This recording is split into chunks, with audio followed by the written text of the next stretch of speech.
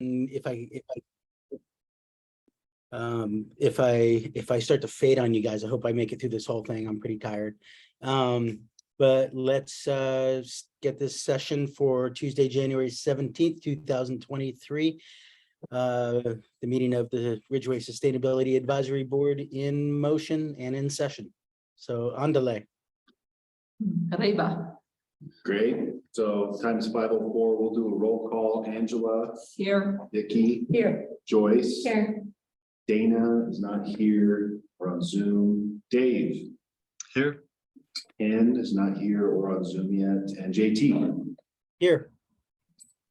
Welcome, everyone. And here with us is Miss Deb Overton. She's elected to join us today.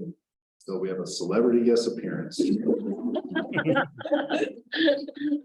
Celebrity, nice. We did bring red carpets. I know. But it's very nice to have you, and I'll go ahead and start by saying, and JT knows this, Deb is going to be the new staff representative to the Sustainability Committee moving forward.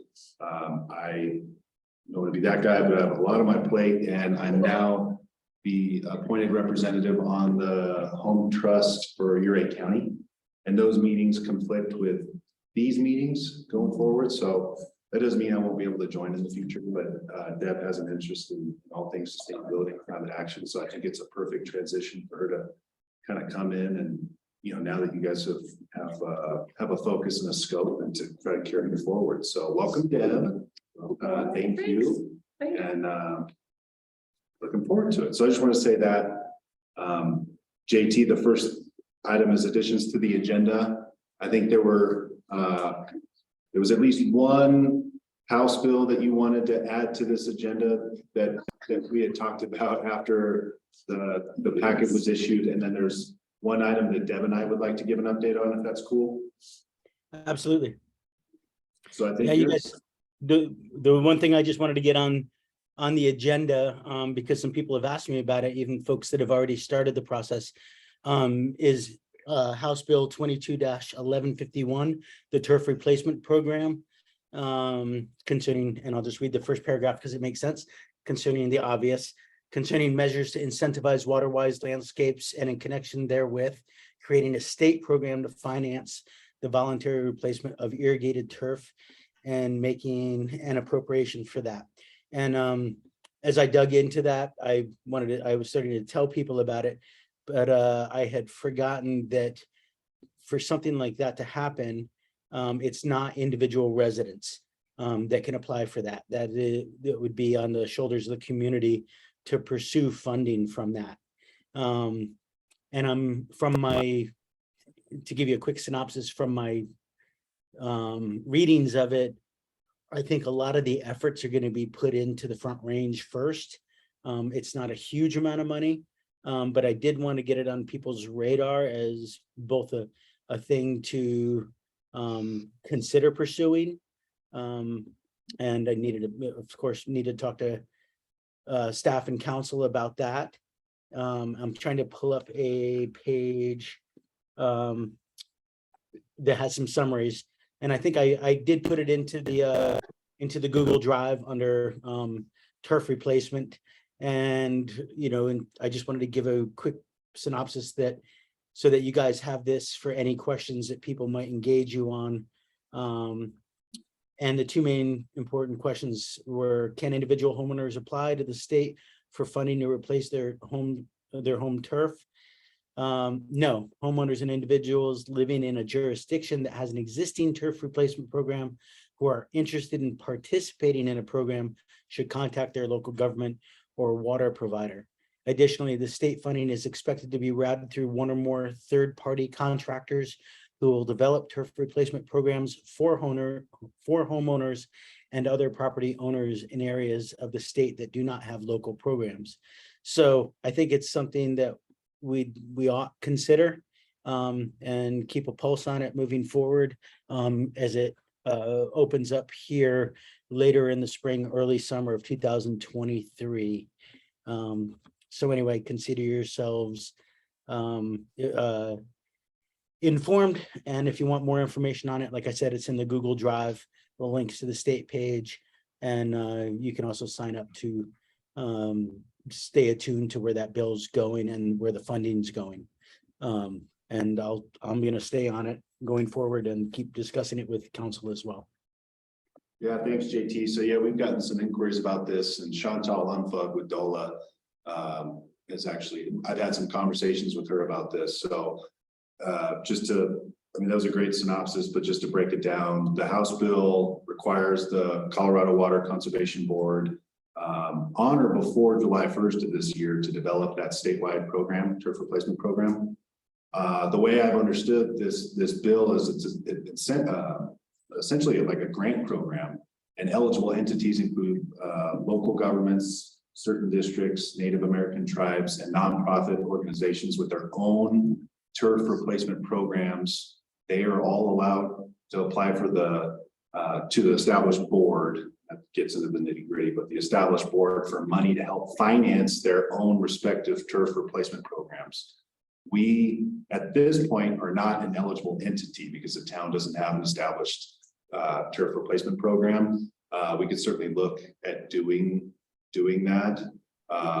Most communities that have those programs, they underwrite it from their general fund and they provide the incentive to homeowners to replace their turf, right? There's more to it than that, but that's what I was getting at when I said this is essentially a grant program. The bill set aside $2 million in state fiscal year 22-23 for this program. So it'll be interesting to see what's set aside in subsequent years. But as JT said, we can certainly have the conversation and see how Ridgway might be available or an eligible entity down the line to apply for those dollars in the event that we do establish a program. But there's methods for residents to pursue that JT was talking about with the third parties that the board may contract with to administer programs in areas that don't have local programs. So kind of a lot there, but certainly going to keep a pulse on it. Can I ask a question? Yeah. I'm a little confused. When I was reading the agenda packet, it had a whole lot on recycling and composting, and I was under the understanding that we had agreed to like singularly focus on the building code, and now we're throwing turf and all this other. So we weren't even making much progress before. So I'm just wondering why this stuff's on the agenda. Oh, I think that's a fair and a great question. I had attempted to put the agenda together in collaboration with JT, and frankly, it was a request to put some of this on everyone's radar just for informational purposes. I don't think there's an issue with that. If you all would want to avoid that in the future, we should have a conversation about that. But these are purely informational. I think just like with JT establishing the large majority of the information within the that Sustainability Advisory Board Google folder. I mean, there's a lot in there. It's just, I think it's an attempt, and JT, I don't want to speak for you, but just to keep everything as much as possible at the forefront. There's so much information out there. Yep, it would be interesting to know like how much turf there is in Ridgway. My guess is there's not that much. I mean, maybe the ballparks, the soccer field, the schools. But these types of things, it seems like you should we know it's not a good thing. Why don't we just put it in the code and say, you're not allowed to have turf, instead of creating these processes by which to change it later down the run. I mean, it just seems like if we're going to consider something like this, we should just nip it in the bud before we create a program that gives people incentive to ask for money later. Yeah, totally. For the town, as you guys probably remember, underwent the update to the landscape regs, and really great updates not even that long ago, late 2021, which accomplishes a lot of what you're talking about. I think something like this would be geared more towards the folks that don't have to adhere to those new landscape regs that weren't grandfathered in, right? So instead of for those folks that still have miles and miles of lawn that they cut every Sunday, you know what I mean? Making that up, but there's certainly folks out there. Yeah, Angela, I know there are people that have move forward to pull out turf on their own and didn't know that there's potential monies coming down the pike to do so, including myself.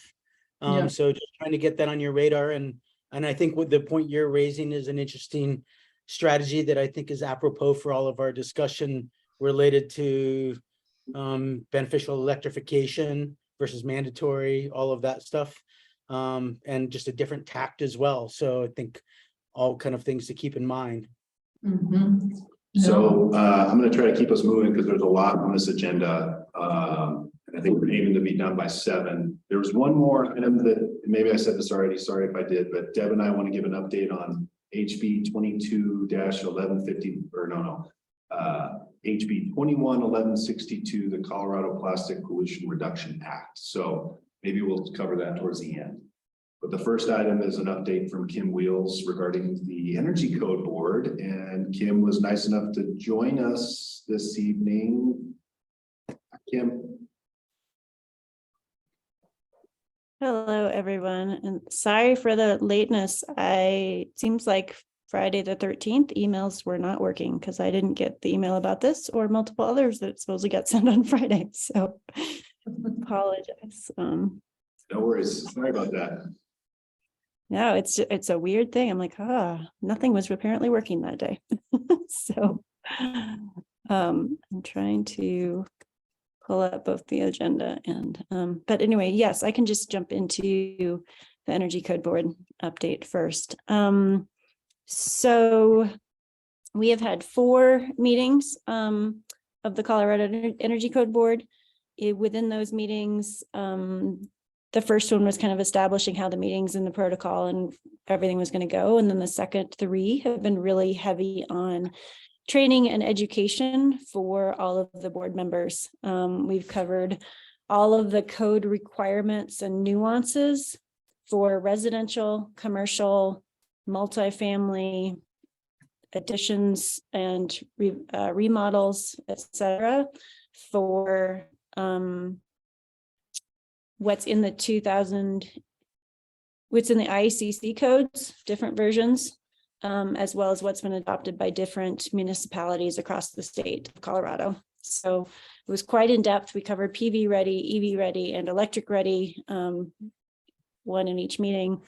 So it's a lot of good information. And then the next 4 meetings will be diving into the nuanced language that we will then vote on to be part of the requirements by the state.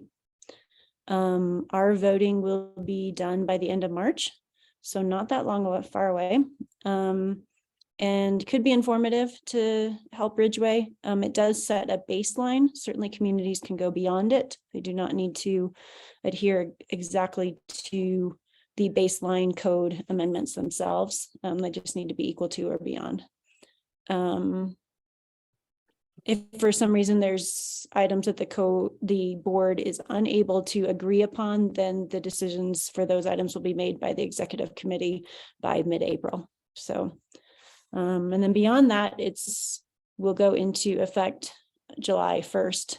For any municipality that updates their codes, they will have to incorporate the updated requirements on July 1st or after.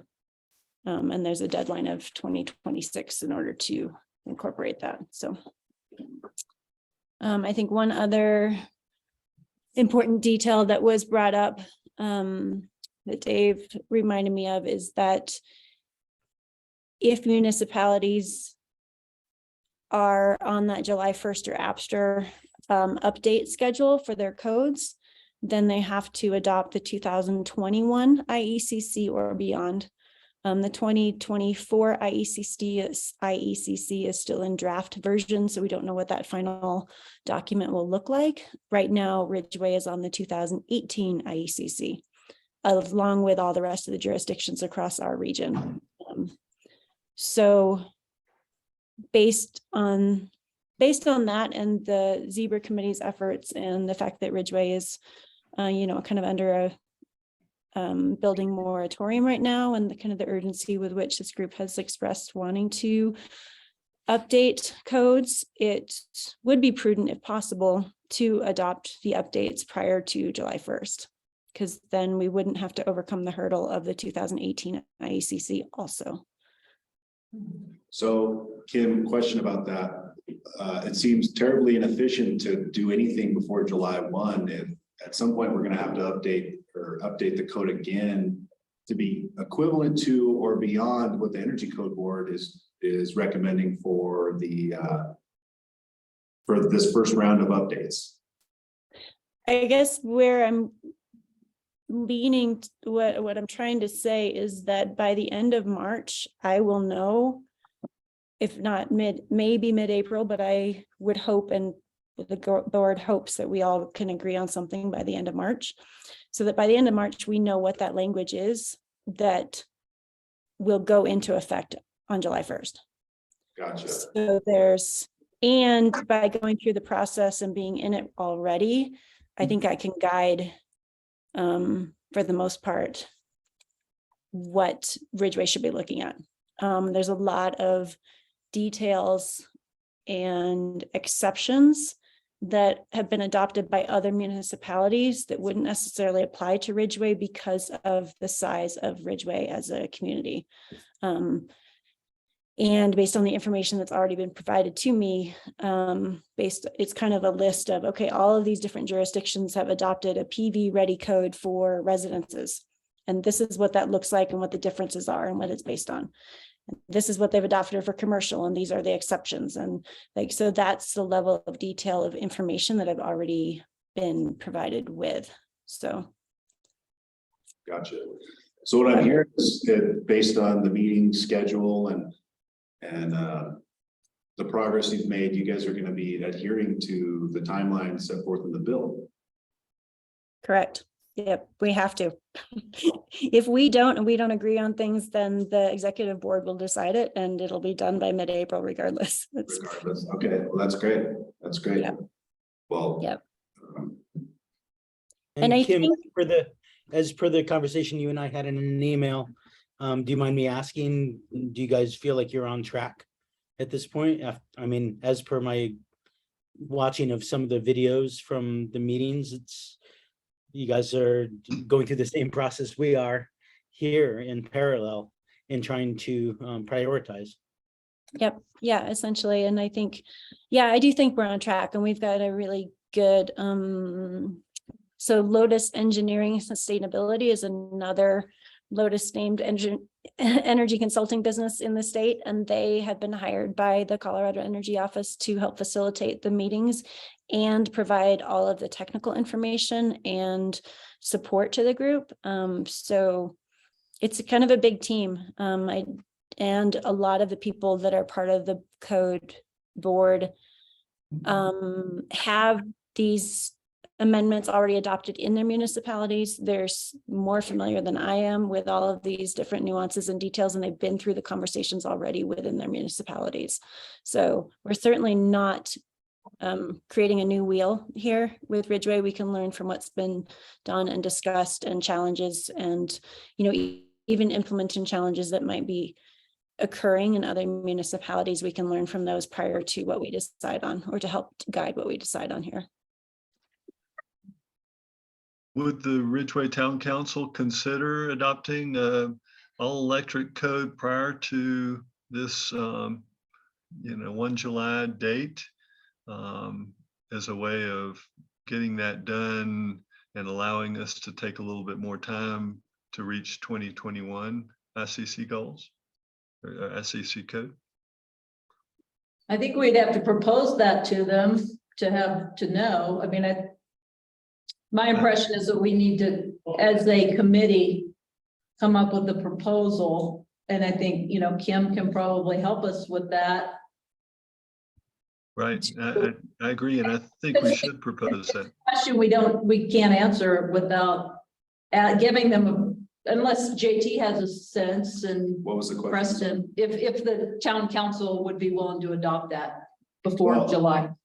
So well, it's not feasible to get it done before July 1 for a number of reasons, but it could certainly be done in the late summer or fall. I would imagine the Chapter 7 code updates that we've talked about at length probably won't be done until and fully adopted and through the public engagement process until May at the latest, I'd imagine. And then we'd be able to turn our attention to the collaboration and public engagement that would be needed for something like this, which has to, you know, in my mind, and sorry to be the local government red tape guy, but you know, we have to have some workshops and again, community engagement sessions to let everyone know what's on the docket, what's being proposed. What do you think about this? Why are you opposed to this? Or why are you in favor of this? So, you know, that's a few months right there. And so I'm just trying to be realistic and, you know, we need time to evaluate, understand financial implications, make recommendations. I would certainly hope that everyone in the room,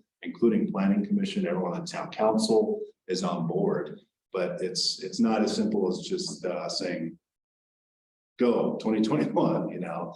And then that's why I had posed a question before, Kim, about efficiency.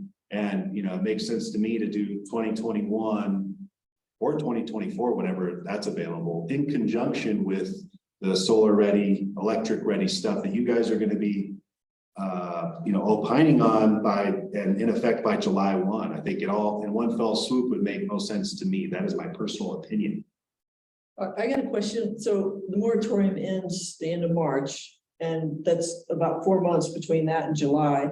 So do you foresee, having been in the system for so long, is there going to be like a flood of applicants that are going to slip through the cracks in those months? Great question. Couple different answers. First of all, the moratorium's going to be extended. It's going to have to be extended because those code updates won't be ready until, like I said, May. And so that's subject to town council approval, but it's going to need to be. Second of all, no, I don't think there's a flood of development applications that we should be expecting. Keep in mind, these updates would apply to, you know, what I call standard residences, folks pulling permits to build single family homes on their lots. There's not a moratorium on that right now.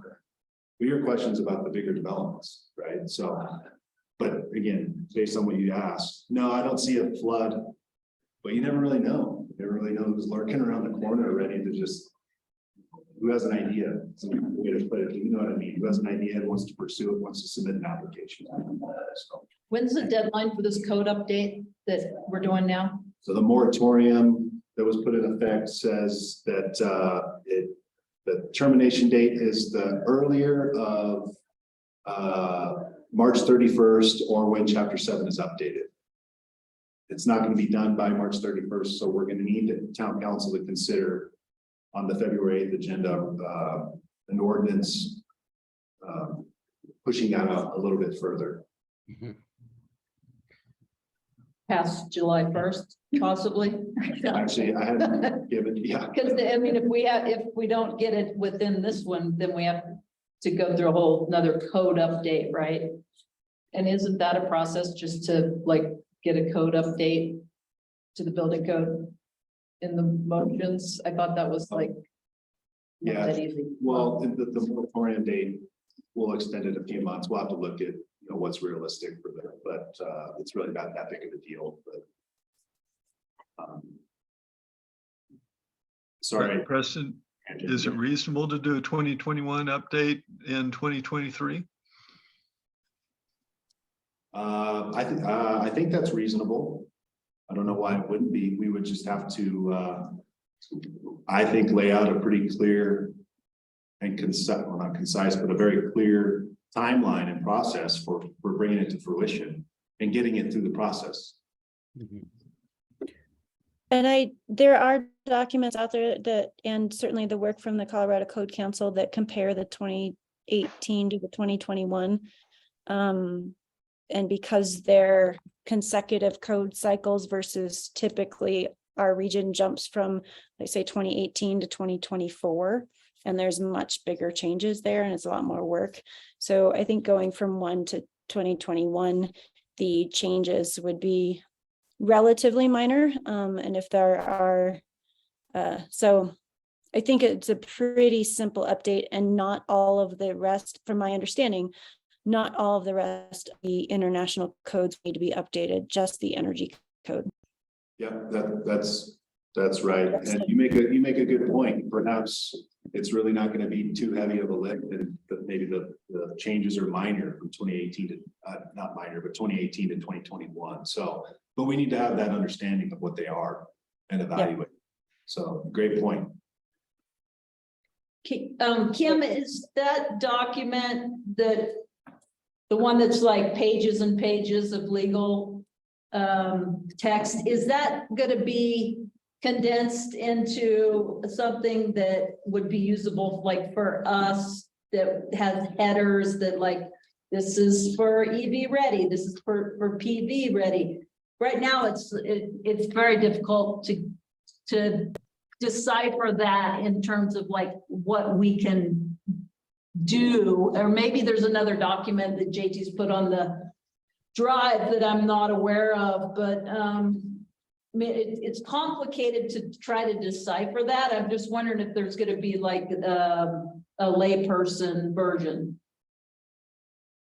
So if I understand your question right, based on the outcomes of the Colorado Energy Code Board, which will be essentially a code that includes these 3 topics, that is quite code heavy in code language, that there be an equivalent version that is layperson's language and only a couple pages that essentially summarizes and states what those requirements mean. Is that what you're asking for? That's right. Okay. That is a good, we can certainly create that if it's not going to be an outcome of the code board. I can certainly raise that question in our next code meeting next week. I do know that right now there are, and I sent information to all of the building departments, but Preston, if you're interested, I can send it to you as well. There are informational sessions happening. There was one last week. I didn't even get the announcement in time, but there's 2 this week about this whole code update, and the informational sessions are intended for building department officials, elected officials, staff members, kind of whoever might be involved in building codes in general, to understand what the requirements are that the Energy Code Board is establishing, and to voice requests and input as to what the state needs to provide to jurisdictions in order to provide the necessary training, funding, you name it, in order for jurisdictions to adopt these updates. So I think that that would be part of what would come after the language gets adopted by the code board, that it would be something that comes from the state that pairs down that language into something that's understandable, that can then be communicated to the building community across the state. The state's usually really good about doing that, you know, Right. putting stuff into ways that we can understand it. Because a lot of this is hard. Yeah. And it really shouldn't be, but it is. And yeah, from my experience, state's usually pretty good about getting that where it needs to be and putting flyers and other materials together. I think Dave has his hand up. I want to step on one thing really quickly and just say that before I left on this trip, I did start to reach out to everything from electricians to plumbers to HVAC folks, custom home builders, all of that, and getting a sense of how they feel, just a general feel of what it's like to know that there's going to be yet another code change. And it's a juggernaut to them. It's a burden. So to Preston's point about laying out the timeline, and to Angela's point of distilling it down to something that's succinct for the community and the county, well, the town in our case, should be high on our educational priorities for this committee. It's tricky. I just spoke to somebody in Moab who went through the process as an HVAC contractor, and I reached out to them because they've gone through such a significant process over there, and the pros and cons of working with installers and incentivizing. Yeah, the old adage that change is hard. So the further we get down the pike in terms of apprehending this code and getting the distilled versions of it from the state, and the sooner we get it out into the public, the easier any of the proposals and the transitions will be. And JT, if I can just add, Dave, if I can add to that, what JT just said before you go. I did also just get an announcement about training opportunities for contractors that are grants currently available from the IRA stimulus funds in order to train our workforce to be able to then implement these requirements that the state is requiring. So there's kind of that process of, we can't require something until our workforce is ready, providing the education and outreach to the workforce and all the builders and everybody else that's involved. Like, it has to all be part of that process before just adopting something and enforcing it when the system of building isn't ready. But those funding and the opportunities are coming, and kind of part of my role here at Eco Action to kind of wrap my head around that and make it available to contractors and kind of figure that out. Is Sorry, there Dave. any- Oh, I'm sorry, Dave. Go ahead, Dave. I have another question about that. I just wanted to ask Kim if she could share with the group the comparison of the 2018 to 2021 ICC energy codes. I think that would be real helpful for us to understand what the differences are. I will look for or ask for a simplified document that would make that streamlined. Okay, great. Thank you. Mm-hmm. What's the reality of the supply chain issues for actual contractors being able to like comply and get the materials they need to do things on this timeline? Depends on the scale. It definitely depends on the scale as far as what I've learned so far. And not only that, but also pinpointing not just the materials, but the costs, because the lag time definitely plays into it. So it's hard for them to price that out in any new developments because they're still waiting for the product as well. And are some of the incentives and rebates and all the things available to state, federal, local level, are those also apply for development, or are most of those residential? They're available for commercial development, multifamily. It's across the board. Okay, great. But just to be clear, I mean, we're not talking about a very expensive changes to the home with what you guys are requiring. Those should be fairly low cost. I don't know the difference though between 2018 and 2021 IEC codes. I know that the 2021 IECC requires buildings to be 10% more efficient than the 2018, but I haven't actually seen yet what those changes are. I know that there's not substantial change in the baseline insulation requirements for the thermal boundary of the building. It might apply more to commercial buildings, that 10% versus residential. I'll just have to look into that. But kind of, yeah, to your point, Dave, the requirements that the state is requiring with these changes, like PV ready, essentially means conduit installed. EV capable is conduit installed. EV ready actually means the charger installed. So I'm just learning all this. There's nuances and there's different levels of what the cost differences are. And that's the reason for the energy code board's conversations around this of what makes sense to require. And then electric ready essentially is, having a sufficient electrical board and the right size of wiring going to then be able to handle the home becoming all electric. So it's not that it's all in place, it's that the conduit or the wiring is there. which is certainly less expensive for those changes.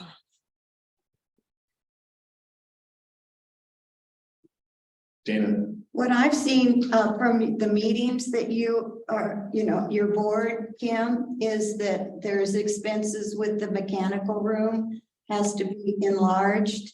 And then the architect has to be pretty much online to make sure that the roofs are facing the correct, aspect for solar. So that's what I learned from listening to your meeting, which I thought was something, that's from day one, that the architect has to be involved to make sure the house is situated correctly. And then the mechanical room has to be a lot bigger, is what I heard from your meeting, from one of the people at your meeting. Yeah, So those were definitely very interesting points that were brought up. And I think it depends, especially that mechanical room sizing. I think that's dependent. I don't know that there was 100% agreement on that. Certainly with the architect involved in those changes. Yeah. And I see Ken is waving his hand, so maybe he should respond. you're on Except for mute. Yep, can we hear you? Can you mute? Still on mute. Unmute your audio.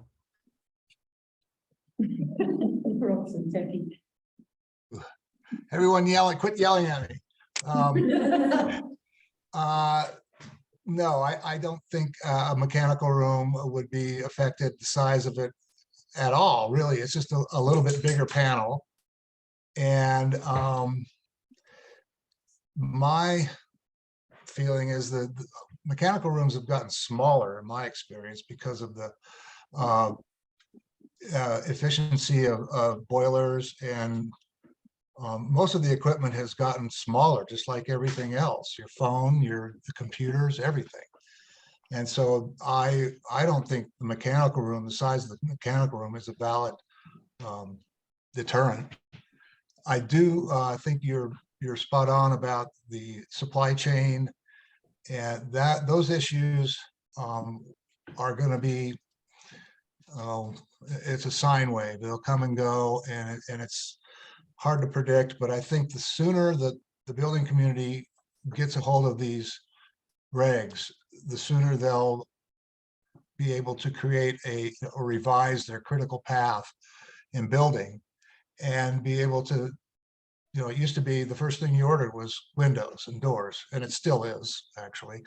If you start a job, if you see down the pipe that you've got, these new requirements, which I don't think they're onerous at all. I mean, in my opinion, I used to do electric in the kitchen and laundry anyway, regardless of what they wanted. I would put gas and electric in there because it's very cost effective to do it when you're roughing in. If you decide to do it after the fact, then you run into some money.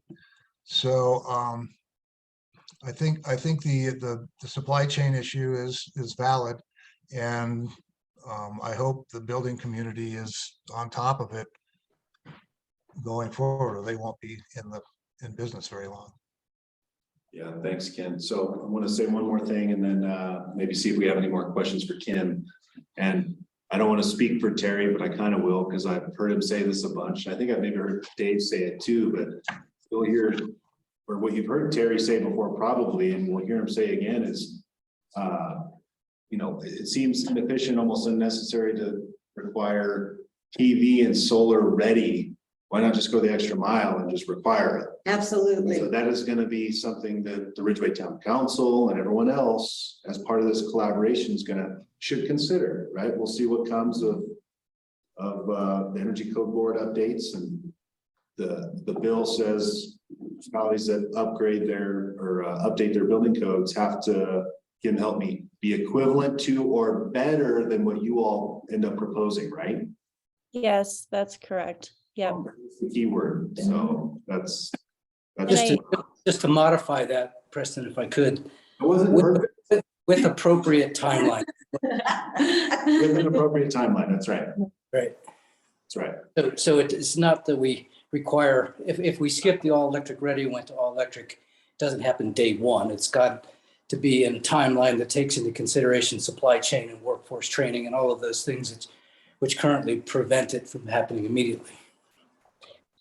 And I do think that the timeline of reasonable adoption for Ridgway definitely will help guide that decision-making process of electric ready versus all electric requirements.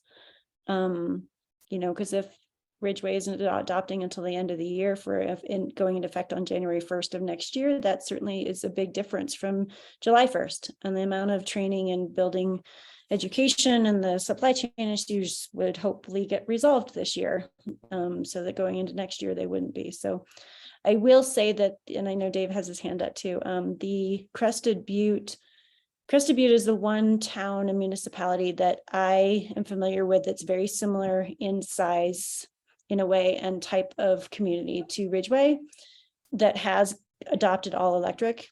What the town council member said at the Mountains Towns 2030 conference is that it really came down to a decision of political will by the council members. They had lengthy discussions. They had studies done by their local engineers about the cost differences.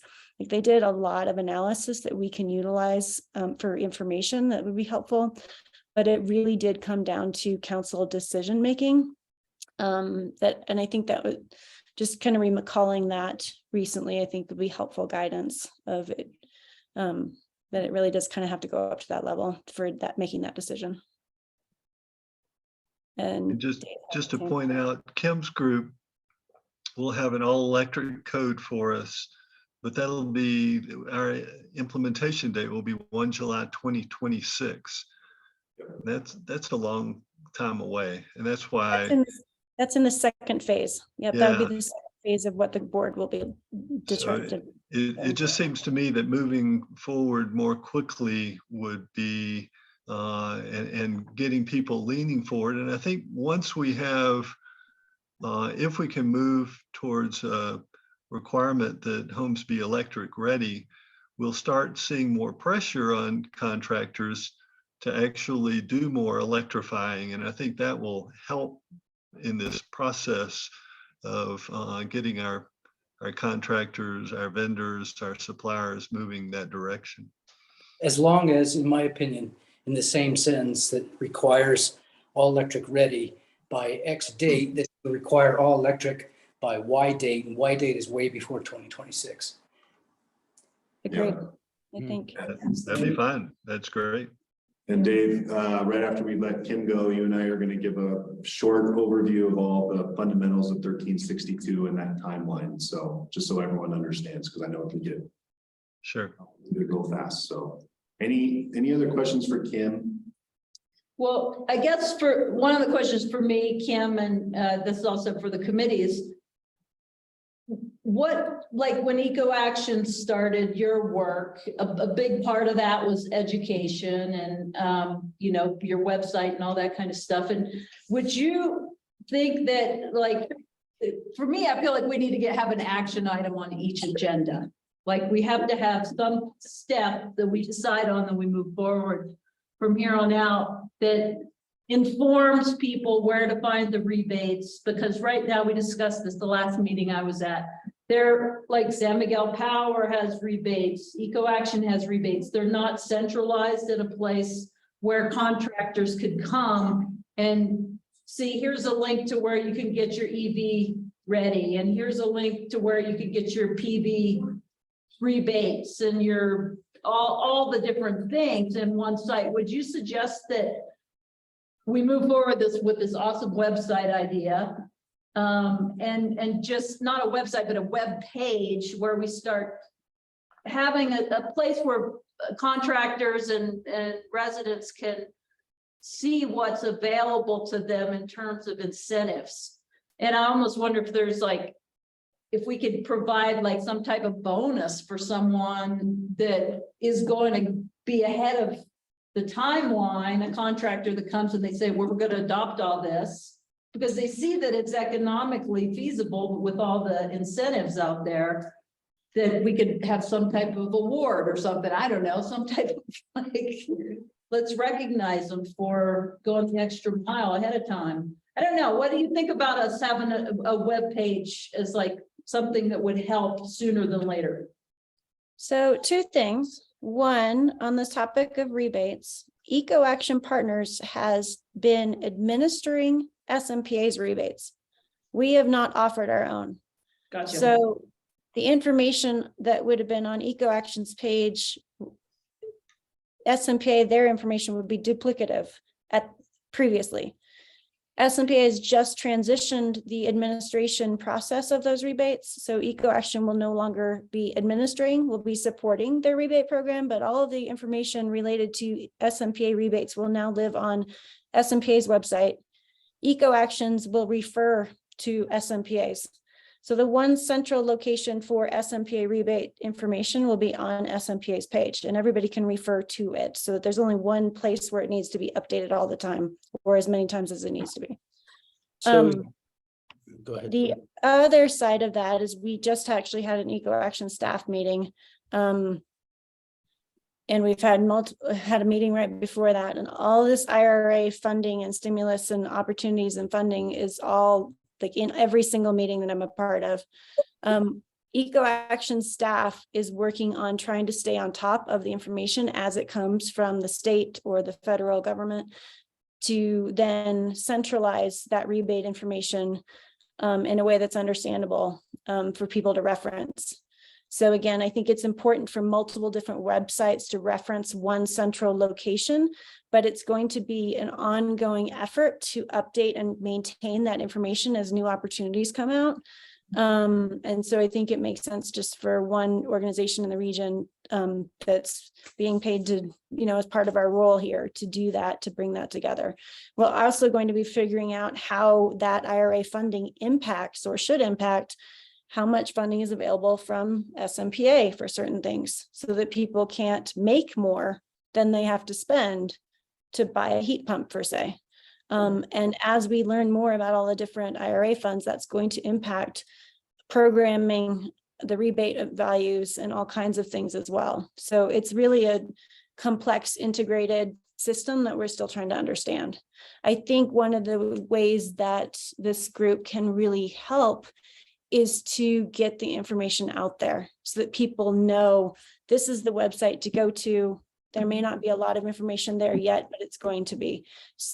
And letting people know that the funding is even available, because there are still people apparently in Telluride who, or anywhere, who don't know that they can go totally green with SMPA, despite all the marketing done by so many different organizations and all the different ways that the word gets out.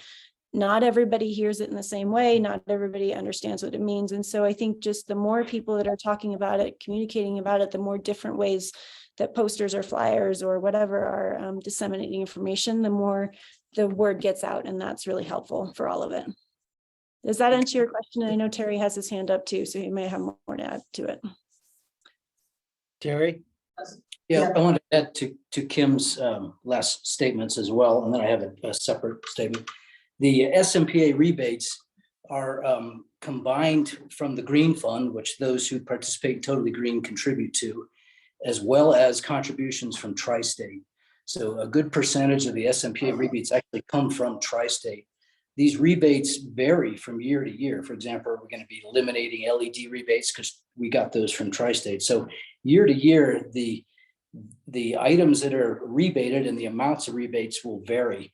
And some of that comes from Tri-State. So as SMPA looks to exit Tri-State or become a partial, some of those rebate amounts may change. Second to that is that there is precedent for communities like Ridgway to offer their own incentives. So it's possible that the town of Ridgway could choose to adopt some fund or find a fund or get grant money to offer rebates for various appliances or for compliance along with the required code changes. The third, and it's a larger, a broader perspective, is originally when we put an objective into the strategic plan for the town, it was to explore going net zero by some particular date. All electric and PV ready are tools to get to net zero. So I want to make sure this committee keeps that ultimate target in mind, that the actual target is to require an ordinance or code that requires net zero by some future date, of which all electric, PV ready, EV ready, these are part and parcel and prerequisites to going net zero, but these aren't the ultimate goals. These are just steps along the way. Mhm. Current language, by the way, the strategic plan no longer says net zero. I was somewhat surprised to see that. I'm surprised I missed that in the town council meetings when we approved the strategic objectives. They're more focused on just what you guys are talking about now, which is the code changes for all electric ready, EV ready, PV ready. But I think the strategic plan needs to be modified again to bring the larger goal back into line, which is net zero for new construction by some future date. The end. On the heels of that, Terry, first question is for Preston and Deb. Without having to build another web page out there on the whole timeline that's being built in the Chapter 7 code process, can we just make sure that it doesn't just information that we want to provide to the public and to developers, builders, can also be integrated into that timeline, so that we know that that gets on all built, whether you're a resident building or a developer building. Can we start to get this stuff plugged into the website for the town?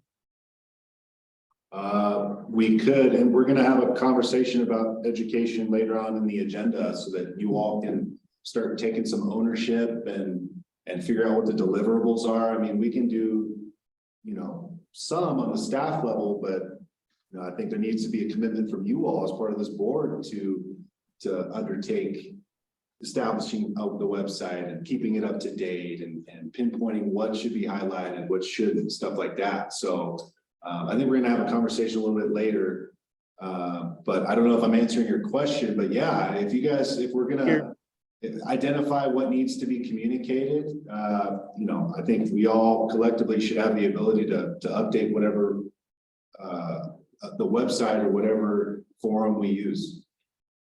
That to that point, I understand that we need to identify what those things are that we want to get out to the public and developers, but it's staff that plugs that stuff into the Town of Ridgway website, correct? Correct, the town's website, but yes, that's what I'm talking about. Like, I understand the value, and we need to have this more robust conversation later on the agenda here. But if we have things that we want developers to know in their checklist, and I've seen the timelines that you've worked on with TJ, having links in there so that early in the process and that in the colorful timeline that people know immediately that that's there, because you're already the governor on that process. And so it seems like it would be integral to have that front and center on there as well. And when I say it on there, I mean information about the rebates, information about an explanation of the new terms that are coming on everybody's radar. It seems like that should be on that page as well. So I mean, in terms of actionable, like to Angela's point, I feel like we could say all this information needs to be delivered to town, and the onus would be on town to get it onto the town's website. So Can I say something? sure, go ahead. I think we have to provide the material and Yeah. give it to the town, and they'll put it on the website. I don't think that the ask is that we tell them that they need to find all the links, and I think I wasn't suggesting that. yeah, I think we as a board, and what I'm hearing is that, it's our job as a committee to put this information together in a format that can be added to a website or added to materials to developers. Sure, Yes. And I'm sorry if I didn't make that clear. That's exactly what I was suggesting. We do the heavy lift, we write it, we give it to them. It's up to them and the mechanics of it to get it onto the website. Yeah, and JT, I appreciate what you're saying. We need to understand what the material is.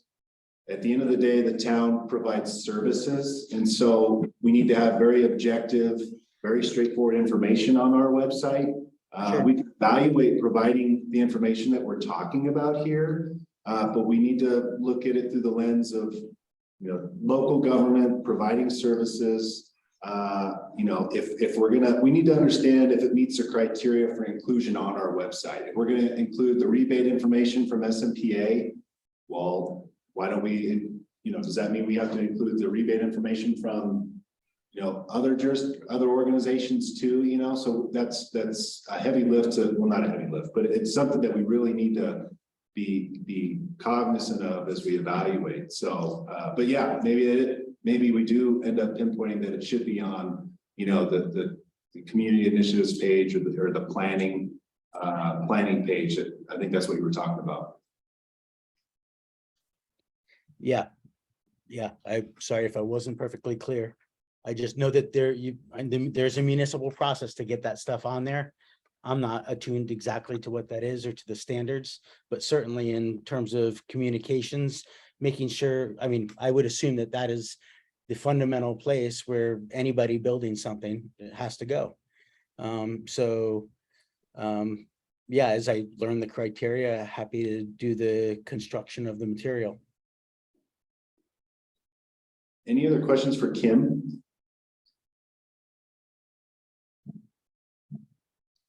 Big thank you. Yeah, big Yeah. shout out to her huge Herculean lift in working on this committee. Yeah. Thank you. Thank you all. I really appreciate all of your efforts and being a part of this too. I actually have 2 questions for all of you before I go. First, this next agenda item, looks like Dave, you're leading it. Is there any reason that I should stay on to be supportive or no? Well, you're more than welcome to, Kim. I just put together a short PowerPoint to lay out. Let me see if I can bring it up actually. Just lay out the timeline and the deliverables from the House bill. So, I mean, it should only take a minute. So if you want to join and correct any misinformation, that'd be helpful. Okay. Yeah, I'm sorry. I assume Dave versus you. Dave's been sending me information to correct me. And I guess the other, well, I think my other question is related to the next topic. So no, my other question is related to item number 4.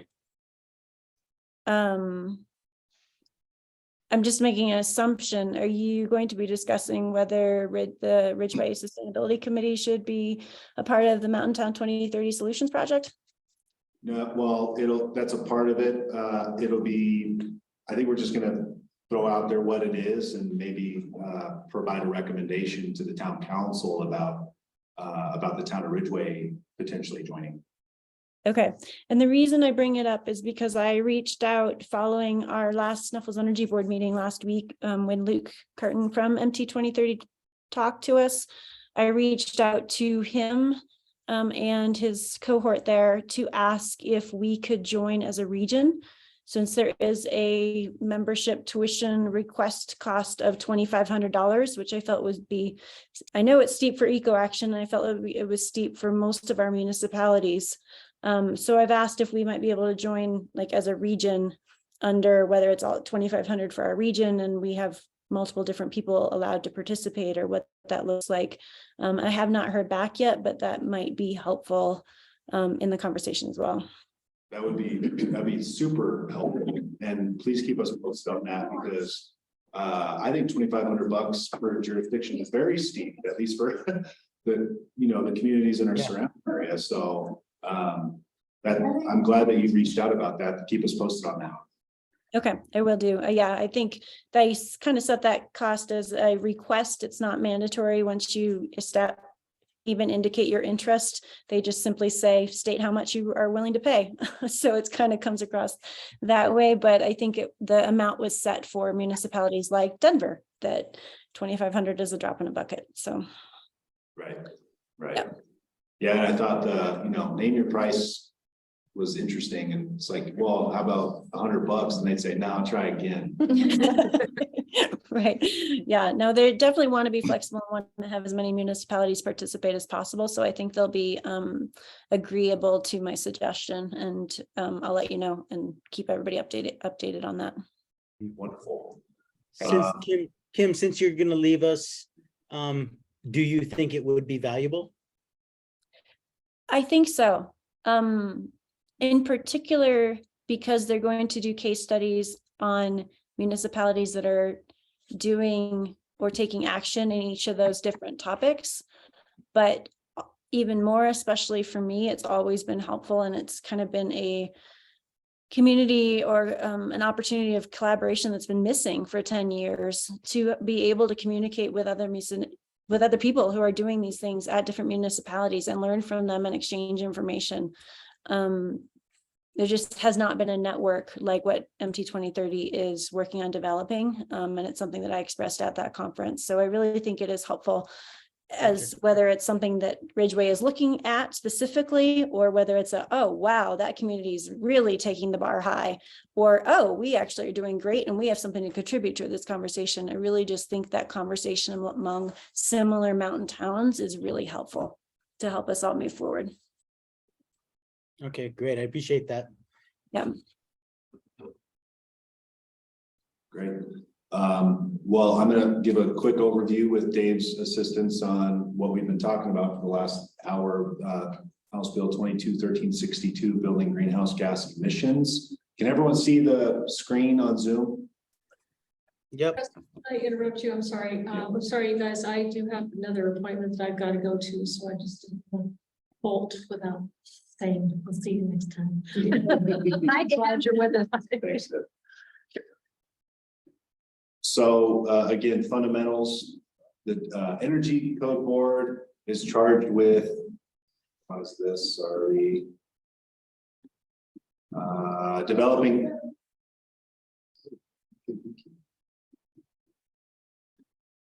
charged with developing a model electric ready and solar ready code on or before June 1, 2023 for adoption by counties, municipalities, and state agencies. It's also the duty of the same board to develop a model low energy and carbon code. We talked about this a little bit, on or before June 1 of 2025 for adoption by counties, municipalities, and state agencies.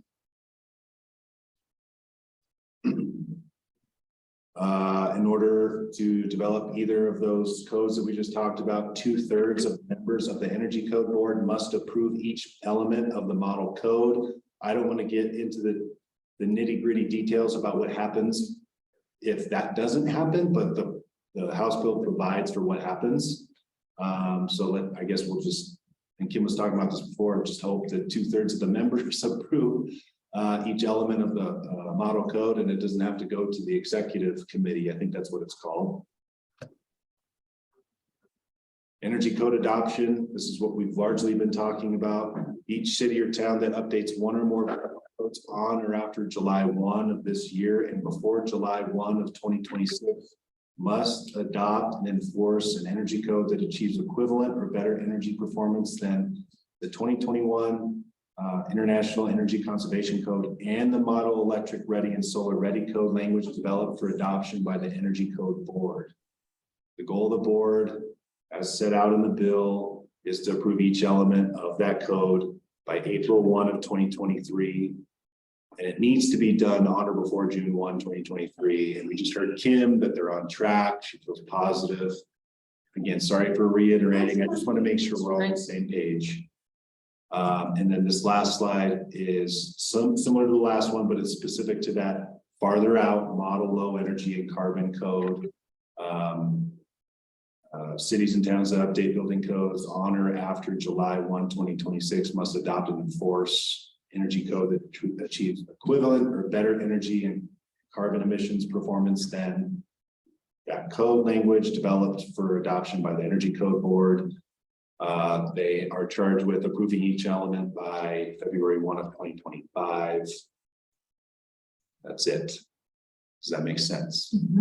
So the Energy Code Board has a lot to do, just not here in the short term, but beyond that, I'll be curious to know, Kim, I don't know if Kim's still on, I can't see, but,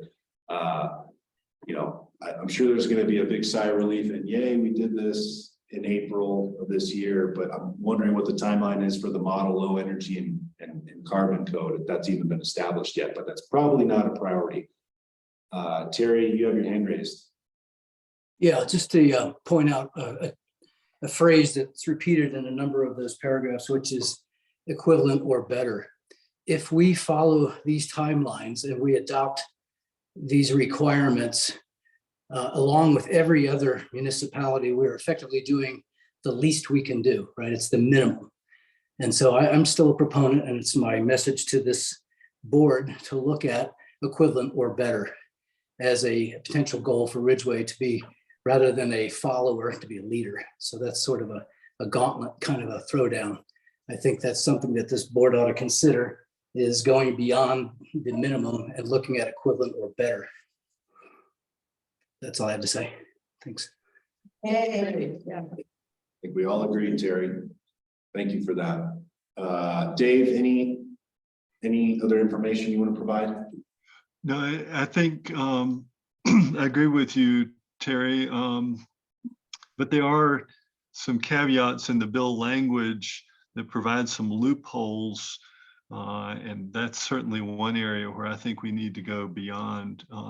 The Energy Code Board will be required to put in some loopholes into this code that they vote on, and approve in March, April, related to what the cost would be, or, there's some other loopholes in there that we don't have to incorporate. And I think we'll need to look at that and try to make it streamlined and reasonable, but we don't have to put in big loopholes. Thanks, Dave.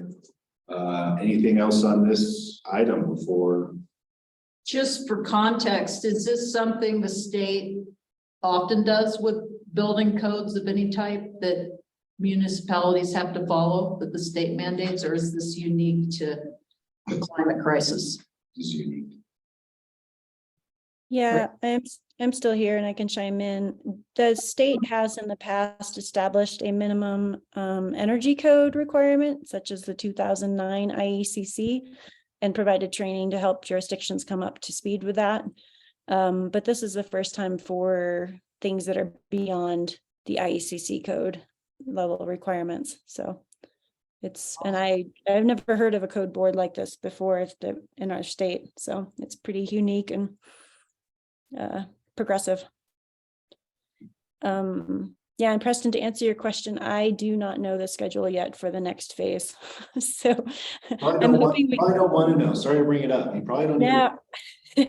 I'm hoping we get a few months to actually work on implementation in our own municipalities before we meet again for the next phase of it, but I don't know yet.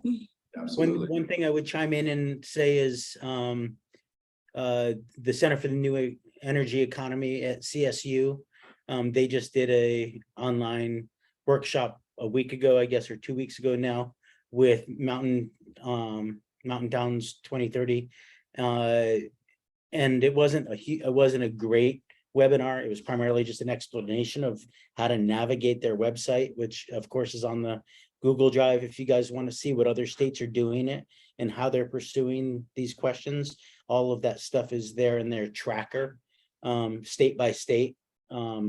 So we can see where we are, where the state is, and what other states are doing.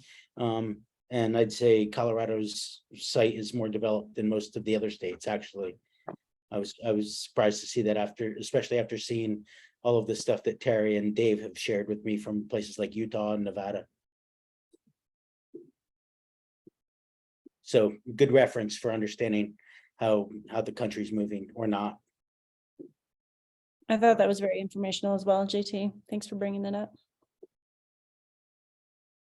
I just want to bring up something I saw on the agenda. I wasn't at the last meeting, but I know Dana brought up the possibility of bringing in a representative from the Crested Butte community who was involved with the process. And then since I've heard what Kim said, that it was really the political will of Crested Butte that enacted rapid change. I just wonder if we should bring in that guy to talk to our town council rather than us. Because if it was a political will that drove it forward rather than the community driving it like we are as a board, why not go directly to town council with a representative from a community that's already done this? Just makes sense to me that the town council hears direct from another community that's gone through the process and here's what their pitfalls were and what their wins were. And I just wonder, maybe JT, you could speak to the town councils, if they'd be interested in something like that, or do we as a community think that that would be a good idea, or as a board? I can say that in each of the last several town councils, as far as committee reports are concerned, I've given the council an update on what we're working on. And I have at least at one point made mention of what happened in Crested Butte, what is happening in Crested Butte. And so at least it's contextualized. So if we decided we wanted to be the mechanism to invite them here, I think on behalf of the Sustainability Advisory Board, we could all go to a council meeting, contextualize this process and have a guest like that present as well. You could call it a joint session. Yes, joint session. I think that's a great idea, to make sure that, I guess my mind goes to when the right time for that would be. I think that would be, maybe at the beginning of that process of evaluating whether evaluating going to the 2021 International Energy Conservation Code and making the auto electric ready and solar ready code update changes, so that in the thick of all the input and all the feedback and all the engagement, they're hearing directly from cutting edge Crested Butte. I think that's a great idea. In a joint work session setting, or maybe a formal town council setting, I'm thinking out loud, but I think JT, what you were saying was, and Terry too, that'd be great, well received. Yeah, maybe we can set that up. Well, I have the contact with the guy, if you want me to call him. Because I've already spoken with him. Yeah. I brought it up at the last meeting. Yeah, Nobody was it was on the interested. minutes. That's where I read it. Yeah, I know. That you brought it up. So Yeah, I if you think- want, I can contact Troy again and tell him that finally maybe people want to hear what he has to say. Yeah, if you wouldn't mind sharing his contact information, that'd be great. Okay. Again, based on what we've been talking about, we're still a ways out a little bit from getting to that point, but having his contact information. Why are we a ways out? I mean, hearing what he has to say would be extremely pertinent to what we're doing right now. I don't understand. But anyway, I'll give you his contact. You guys can do with it what you want. Yeah, It just no. seems like he would be a font of knowledge. Yeah, absolutely. Thank you, Dana. Dana, is it Jason McMillan that you spoke with over there? It was Troy or Todd, Troy, the one that wrote the compass, the community compass. Okay, I'm not familiar with him. Jason McMillan is the council member who I've spoken with and who provided me with information, and who has been on several panel discussions about it. So he might also be a person to invite to the conversation. It'd be a really good idea for us to, like JT said, that we all come to the town council meeting, but we actually are organized and we make a pitch, based on what Terry's saying. Let's do better. Let's not go for the baseline minimum. Let's get ahead of this and try to go above and beyond the bare bone requirements that are coming about and show what another community has done in that regard.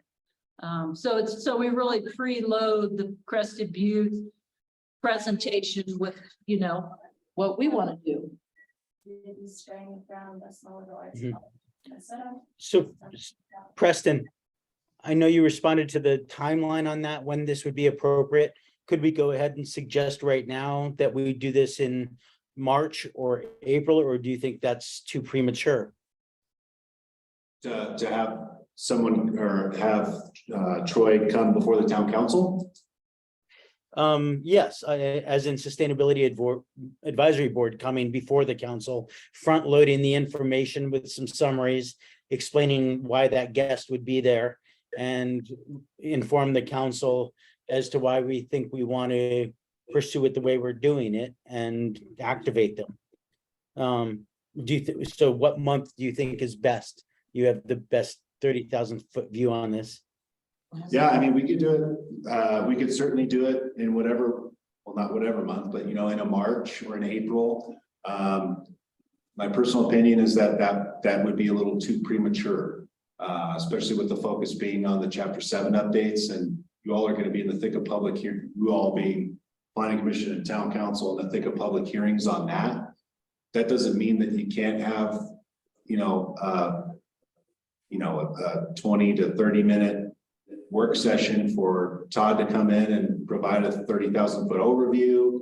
But again, if you do that in March and then the town doesn't undertake updates for another 4 or 5 months after that, some of it could get lost is all I'm saying. I think Yeah, what I thought I heard you say earlier, Preston, which made sense to me, is we should coordinate the timing of this with the actual hard decision that the council would have to make regarding, for example, all electric ready versus all electric. In other words, make this sort of part of a closing argument to go one way or the other. But until you have that fully developed and before the council, I think it would be premature. I think that's very well I don't said. agree with Terry. I don't agree with that, actually. I think you and I and Dave and other people on the committee have been spending a lot of time just and trying to get our heads around a lot of this. And I think it's going to take a lot of time for other council members to come up to speed. So I think in this case, I think at least as a primer, to explain what we're doing, introduce ourselves, why we've Well, then identified. maybe what I would suggest is we have him attend one of these meetings electronically through Zoom, make his presentation to this board to help inform the direction put before council, and then invite him before council later. That's exactly what I was thinking. I'm not interested in kicking the can down the road once a month, so I'm totally behind what Sherry said. That's what I was going to suggest. Maybe this guy can join our next Zoom meeting. This is the sustainability board. All right, how about that? Then Dana, can you reach out to him and see if he can join us for Yeah, he our said he meeting in would. March? Yeah, he said he would. All right, well, yeah, use I that will do specific that. date. Yeah, and I will do that. Thanks. Should have Thanks. done. all righty. Dave's got his hand up patiently again. Just had another thing that I thought would be really helpful for our next meeting. If we put on the agenda for 10 or 20 minutes to review what Kim gets us, comparing the international energy codes from 2018 and 2021. I think we all need to understand the magnitude of those changes and what we're asking the town to do. That would help us have a better idea of what timetable is reasonable. I think we can try to do that, Dave. Okay, thanks.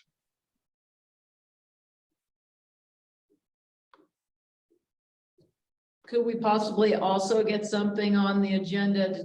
I don't know what a developer is given when they say, what do I need to do for the town of Uray? I assume they get a packet of digital papers that tell them how the process of applying. It seems like we could have a one-pager that is included with that material, even starting pretty soon, that says this is coming down the pipeline, and just be aware that it's a state mandated code changes and that Ridgway will be adopting these. So they're starting to think about it, because the developers, they're usually not like a one-off project, right? A lot of times they come back and they do another, just something that we can do that is included in the paperwork. And maybe I've just lost the paperwork that's given out to builders at the time of building permit. When they inquire about applying for a permit. And it's just, and sorry if I missed it, but this is just specific to all of this, and this might be. Yes, that this is gonna be coming soon. Yeah. And that could be like a good start to the educational process, Wonderful. is a one pager that's included in their application process. That's not like, this isn't required now, but this is coming. Is that you raising your hand to develop the one pager? Well, I think you have it right there. Yeah, I mean, Yeah, sure. I think yeah, if that's something that the committee, I don't quite understand the process, so I Yeah. need to see what it was, like. Maybe I apply for a permit to develop my yard, I don't know, to see what it entails. So I would have to, I guess, look and see what that is, but I do think a one pager describing this process, isn't that? There's typically a checklist, so like if a developer is putting in an application for a permit, like each, depending on the town or county, will have a checklist of items that are required from that developer that need to be submitted. And based on like building code and stuff like that, it will reference like these things need to be laid out, this should be shown in the drawings, building code need to be met and things like that. So would a checklist of, you can anticipate these are Right. future checklist items type of one pager? So possibly maybe in that checklist or what they reference in relation to, you know, making sure they have all their items, you can maybe add just like a bullet point to state like 2021 IECC and model electric ready and solar ready codes to be adopted soon, like, Yeah, and then that way yeah, they know that. or a they'll be- link to where Yeah. they can get more Mhm, information. a link to that, so they know that it's coming, and then possibly if we know that we're going to try and adopt it in July, we'll say Mhm. like adoption of this will be in July, but I mean, I don't think we have a timeline of when it will be implemented yet, so I Right. think that's the missing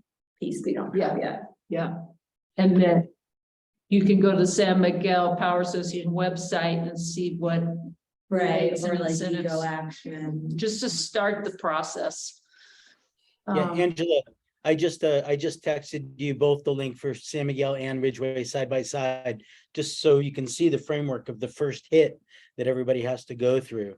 Right. And both towns navigate it differently, and that, I think if we use those as frameworks and figure out how to segue our information or shoehorn it in there, that's the place where everything from a resident to a custom home builder would have to go. Super, thanks, I'll have a look at that.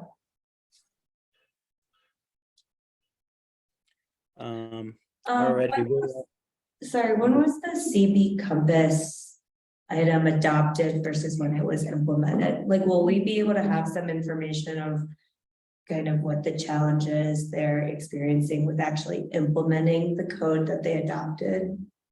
They just adopted it. I do believe that I put the summary of what they did also in as a case, as the Crested Butte case study in the Google Drive. Right. And that was provided to everybody who went online to their webinar as well after they went through the process. Preston was on that, I was on it, Dave was on it, I think maybe Terry as well. So I think the recording of that, of the outcomes, the impacts, the goods, the bads, and the uglies were all summarized in the recording as well. Right, but I mean, I think what I am understanding is that it was recently adopted. And so Mhm. there's not, I guess, right now, there's not a ton of information quite yet on kind of the impacts to developers in the processes of actually implementing that code, or is there? There is some, but only up to the point when it was presented, 2 months ago or so. But it would be really helpful to have a little bit more information about that, because I think as excited I am to be like as aggressive as possible, I also would love to be reasonable and not kind of maybe say fall in line and adopt the same code as CB, but then we all find out like, wow, this ended up becoming a huge burden to our developers that then get passed down to residences, and we have inflated costs or things that we didn't anticipate because we didn't know. So it's nice to just kind of have that information before we jump in and adopt something more aggressive than maybe we're ready for. Gotcha. I think, I'm pretty sure I brought that up at previous meetings, and I know Kim and I have discussed it, Dave and Preston, we've talked about it. I mean, they packed it all into a year. And to Kim's point, Jason McMillan could certainly speak to that. I think, And he's accessible. I Did I say think, that right, Kim? McMillan? Yeah, Jason McMillan. Yes, I was just going to chime in and say that I think that's one of the main reasons for why to bring Crested Butte representatives into the discussion, because they can share what the experiences they've had have been. And we do share a lot of our contractors with them as well. So if they've had supply chain issues, contractor issues, if there's training things that, you know, that they're challenged with, that we would learn from that as well. And then Kim, would you be able to, I know that Angela had mentioned kind of comparison of the 2018 to the 2021 International Energy Conservation Code.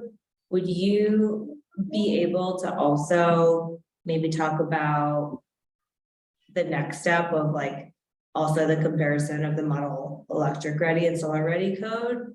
I know it's not quite ready, but it'd be great to kind of see where we are now, like the minimum of the 21 and then kind of the model electric ready, solar ready, to see if it makes sense to just kind of jump to the next code.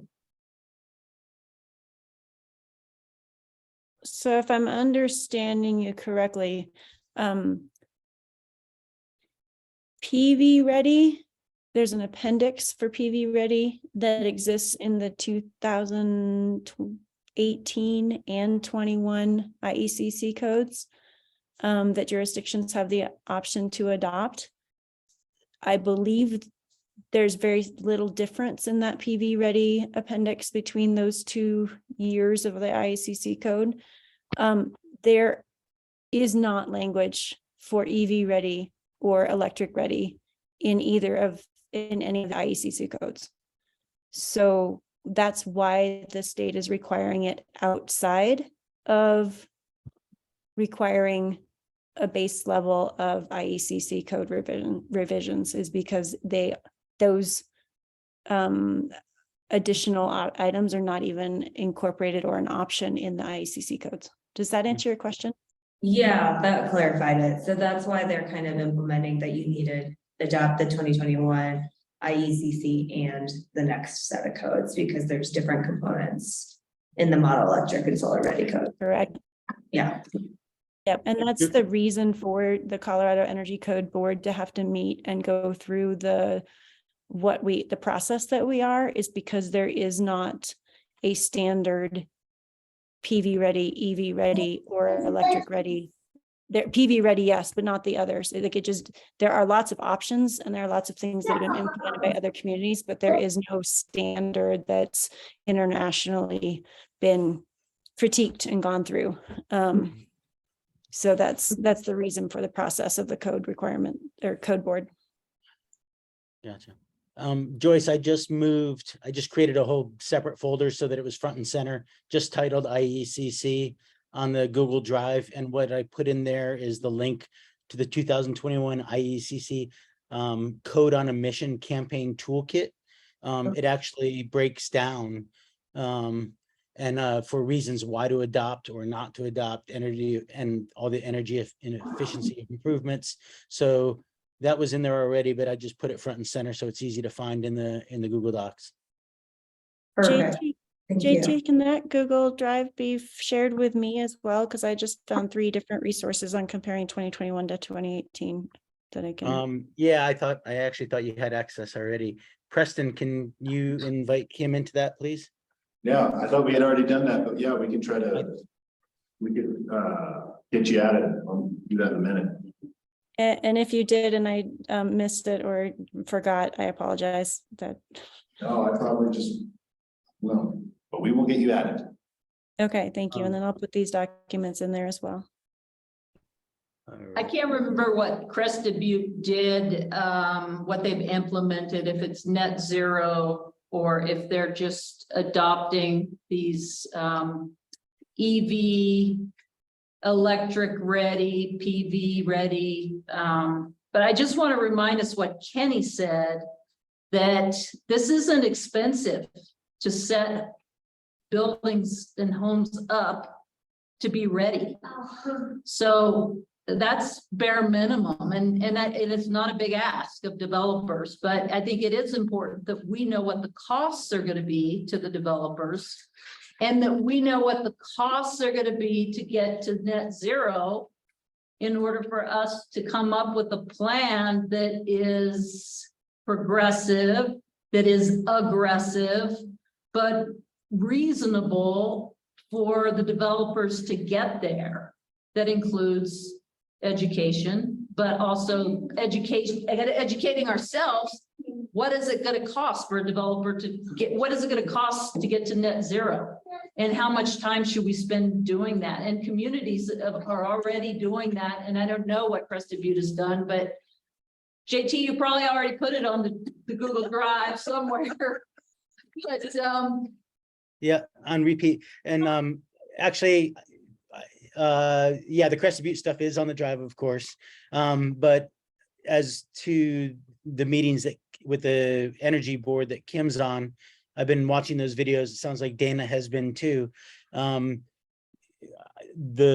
your most recent meeting, Kim, but the one before that, I know there was a robust conversation about whether to contract for new studies, market analysis to figure out this whole process. So at the state level, there's still the same questions that are out there. And I think the ultimate decision was that they tasked Lotus Energy, the consultants, to gather existing information instead of contracting and paying for, in a very short amount of time, a whole new market analysis of this process, including supply chains and transitions for contractors, education, all of that. I think they were trying to do the same thing we're doing at a wider scale. So yeah, to your point, Angela, the questions you're asking are the same questions that everybody else is asking in this process.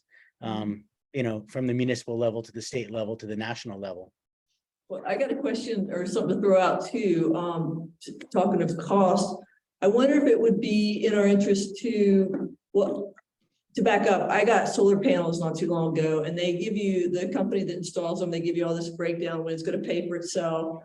And if there is going to be an additional cost, like especially if they put up solar panels or an EV charging station, maybe it would be nice if we could have some kind of site on our webpage of showing, like, for not just the developers and the builders, but the consumer, when this stuff's going to pay for itself, and like big picture idea, so it can help them embrace maybe a little bigger expense in the beginning. You know, along those lines, there's a lot of presentations out there, and one of which comes from Crested Butte, where they analyze the cost of going natural gas with electricity versus all electric, and show the actual savings on the upfront. So to one of your points, it's not that expensive to go all electric ready. It's much less expensive just to go all electric, because you're avoiding all of the cost of the gas infrastructure. So there's a lot of data out there. In fact, as you were speaking, I just put in the simple search, says what Colorado towns have adopted net zero for new construction. And it's not surprising that Summit County is looking into that. Boulder, Denver, Golden, there's a variety of communities. Fort Collins are already creating their pathway way past these code requirements, but going to net zero. And again, I want to remind the committee that in my mind, that's the ultimate goal, and that these are just stepping stones towards that. And I think at some point when we get close to or we get past these initial hurdles, that we start inviting in some speakers from these communities that have gone the extra step to requiring net zero. And they will have undoubtedly gone through the cost analysis that you're talking about and probably have resources that are readily available for us to look at. But that's a, that's a stretch goal at this point, right? But in my mind, it is the goal rather than just an esoteric goal. Yeah. But there is a lot of data out there that shows cost comparisons. I have a paper from Rocky Mountain Institute that compares what the net savings, both on the capital cost of construction as well as the recurring energy cost annually of going all electric and net zero. So there's a lot of data out there on this already. So we wouldn't have to make it up. We just have to tap it. And there's even probably some national databases that show this information. There's a good site called gettingtozeroforum.org. It's got all kinds of educational resources. It also has a virtual forum in May. And they recommended this, Kim, at your meeting, somebody, because I wrote it down, gettingtozeroforum.org. If anybody's interested in that site. Yeah, thank you for reminding me of that site as well. I was just going to chime in to say that in that those meetings in which we were discussing the cost analysis, we were provided with multiple different reports of cost studies done by several different organizations as to what the cost differences would be for PV ready, EV ready, and electric ready, and the different levels of requirements. So I think because there were multiple different sources and because it was pretty detailed, I think a lot of people felt a lot of trust in those cost analysis. And there was primarily just one person that was bringing up questions and concerns that then spurred the final decision that Lotus Engineering and Sustainability would do a comparison of those existing resources that were already there. So I can load those cost studies into the Google Drive for you guys so that you have those resources as well if you'd like to look at them. I will say that when it comes to communicating with your building community and the community in general, I would not rely necessarily on most of them to go into materials and research and look and read it for themselves. I think it's going to be highly advantageous to have that information synthesized and simplified, but also to be presented by the building department or, by any of us that we can, pull together with that expertise, but to have it be presented to the building community in some sort of educational forum so that they're not expected to go and research it all themselves and they have the opportunity to ask questions too.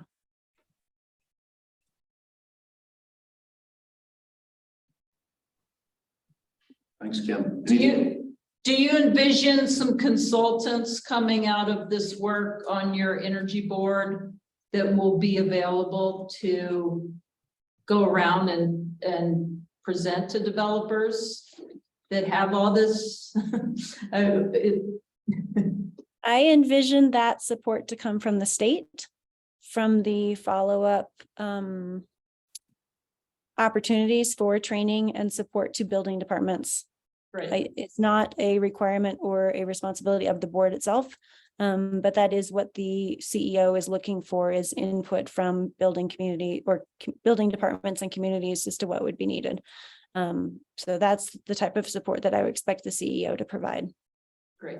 Kim, in that slide deck that you sent me from Crested Butte on this experience, I think it's on slide 12, that shows the cost analysis of natural gas versus all electric. Do you know if that data is specific to the Crested Butte region, or it doesn't specifically say? I can't see any, note or asterisk or anything. Because that would be representative of a mountain town costs in particular. I know that they hired Resource Engineering Group, which is an engineering firm that I used to work for, to do analyses for their studies. but I don't remember the specific pages. Let me look. Because their roll-up is that going all electric is about 20% less expensive than including natural gas with electricity. What Which- pages did you reference there, Terry? Sorry. Slide 12, I think, or page 12 of 21. There's a chart showing everything from HVAC costs all the way through stoves, ranges, infrastructure costs, et cetera, as well as annual operating costs. The green slide deck. Yep, I see it. I believe that was what was produced by Resource Engineering Group. I'd have to compare it to the other document, but I think that's where I recall seeing this, is that it came out of the study that they did. Because per your previous comment, if Crested Butte is similar in size and scope to us, this might be pretty useful data right here. Yeah, that did come from the REG study, the Resource Engineering Group study. So that is Crested Butte specific. Great. Have you shared this with this group besides those who are on that email trail? No, just with a zebra, not with. Okay. But I can load all these documents into the Google Drive as well. Okay, thanks. Yeah.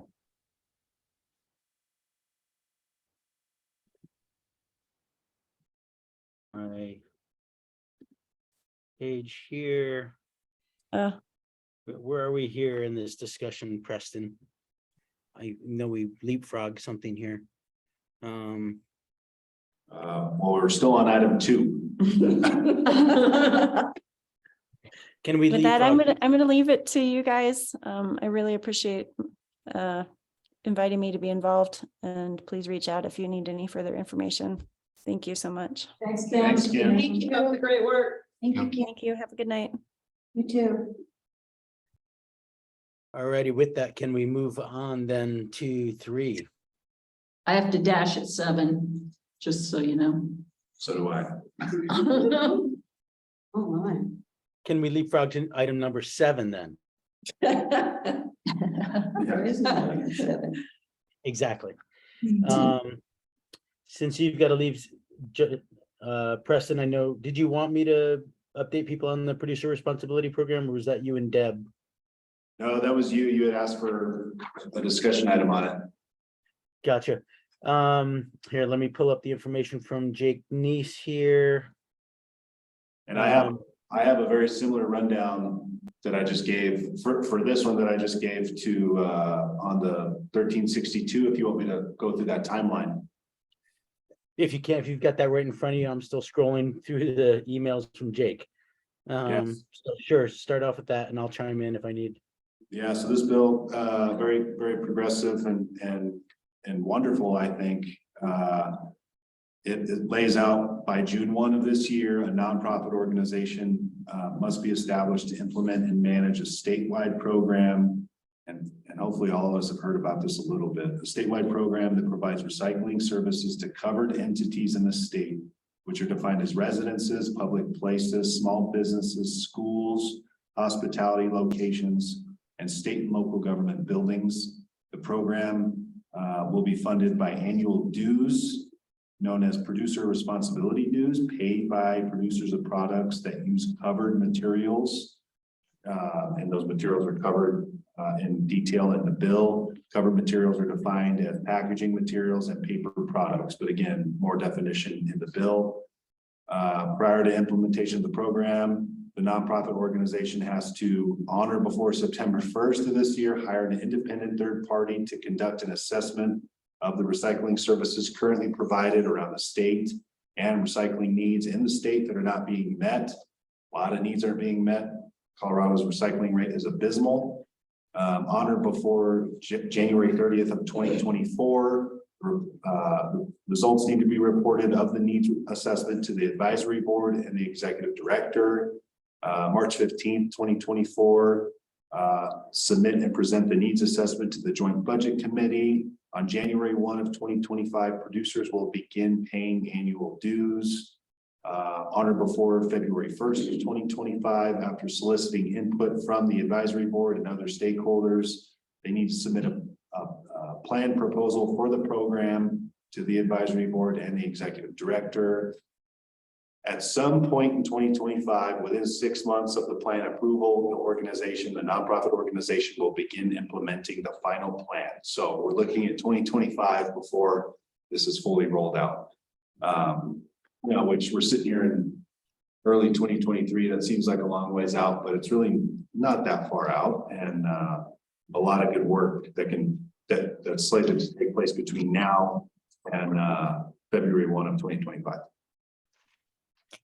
I've got some questions on that. So it's gonna be not for profit. So what's gonna happen to like Bruin? Aren't they for profit? That is, I have that same question. I don't have that answer. I don't know how that's gonna work. But it seems like the recycling is like not really something a little town of Ridgway can jump on. It seems like we're gonna use a bigger service. Right. But the composting, I'm all behind like town composting, and I'd love to be on a subcommittee if we do that, because I've got lots of resources and interested in pursuing that. And pursuing composting, yeah. I'll keep a pulse on that, because I have the same question. What's gonna happen with some of these smaller providers? Bruins, a great extension. How are they gonna be impacted by this new statewide service? I don't have that answer yet. And what I need, or I think what we need, is what Angela was talking about before with the last item, is, the layman terms like pamphlets and flyers that really lay out how it's all going to work. What are the impacts? What are the pros and cons? Stuff like that. My personal opinion is the climate crisis is the thing that this committee should be working on, and that includes drought and water in the West. I don't think Ridgway has a recycling problem. Maybe this is something we have to do, but we're ahead of most of Colorado with recycling. So for this committee, I think we just really need to prioritize what we tackle, and the two things that we're looking at now, building codes and water. And then the other things that, I don't know, we just have to prioritize. And I feel like, to Vicky's point, aren't we here to work on the building codes? And, there's a million things that we could tackle.